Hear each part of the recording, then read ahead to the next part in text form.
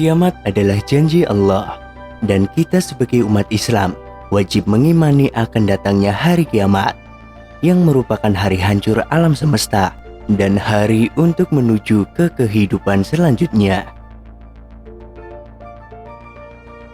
Nabi Muhammad SAW pernah mendapatkan pertanyaan tentang kapan hari kiamat akan terjadi. Tetapi Nabi Muhammad SAW hanya menjelaskan bahwa dirinya hanya manusia biasa yang tidak mengetahui kapan kiamat akan terjadi. Sekalipun beliau adalah seorang yang dipilih Allah untuk menjadi manusia panutan di muka bumi, tetapi hari kiamat tetap akan menjadi rahasia Allah. Keyakinan kita sebagai orang mukmin hanya mampu membayangkan dahsyatnya hari kiamat seperti yang dijelaskan di dalam Al-Quran. Apabila bumi digoncangkan dengan goncangan yang dahsyat, dan bumi telah mengeluarkan beban-beban berat yang dikandungnya, dan manusia bertanya, mengapa bumi terjadi begini? Pada hari itu, bumi menceritakan beritanya karena sesungguhnya Tuhanmu telah memerintahkan yang demikian itu kepadanya. Quran Surat Al-Zalzalah ayat 1-5.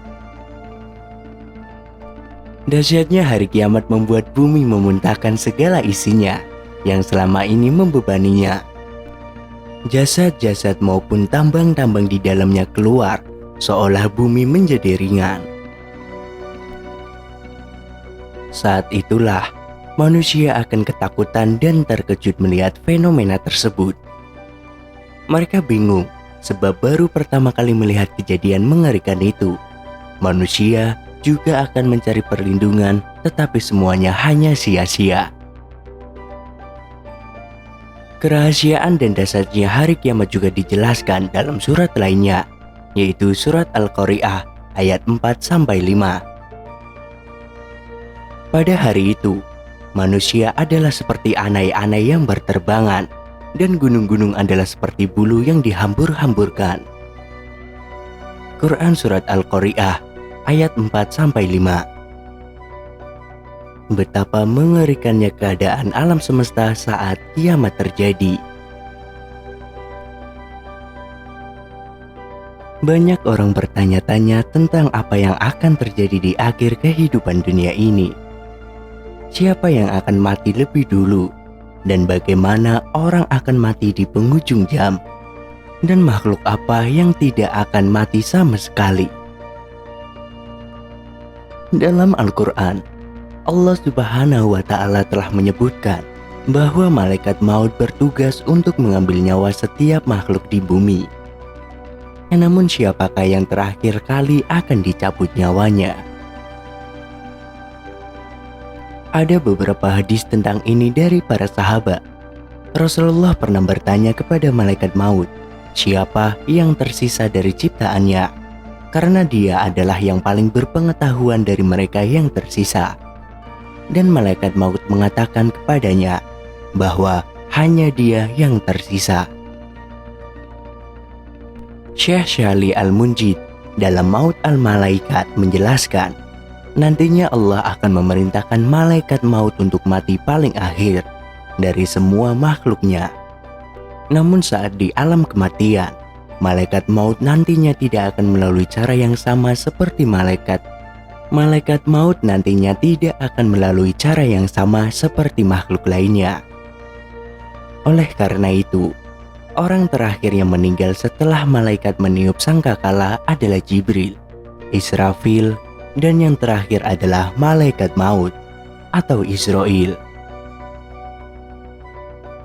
Malaikat sebagaimana disebutkan dalam banyak teks ditakdirkan untuk mati karena semua ciptaan Allah termasuk manusia, jin, dan makhluk-makhluk lainnya akan mati. Hal ini dijelaskan dalam Quran Surat Az-Zumar ayat 68. Dan sangkakala pun ditiup, maka matilah semuanya makhluk yang ada di langit dan ada di bumi, kecuali mereka yang dikehendaki Allah. Kemudian ditiup sekali lagi sangkakala itu, maka seketika itu mereka bangun dari kuburnya menunggu keputusan Allah. Ibnu Katsir menjelaskan dalam kitab tafsirnya, malaikat termasuk dalam ayat ini. Dia mengambil jiwa-jiwa yang lainnya, dan yang terakhir dari makhluk yang mati adalah malaikat maut. Bukti lain juga terdapat pada firman Allah, Quran Surat Al-Qasas ayat 88. Dan jangan pula engkau sembah Tuhan yang lain selain Allah. Tidak ada Tuhan yang berhak disembah selain Dia. Segala sesuatu pasti binasa kecuali Allah. Segala keputusan menjadi wewenang-Nya, dan hanya kepadanya kamu dikembalikan. Quran Surat Al-Qasas ayat 88.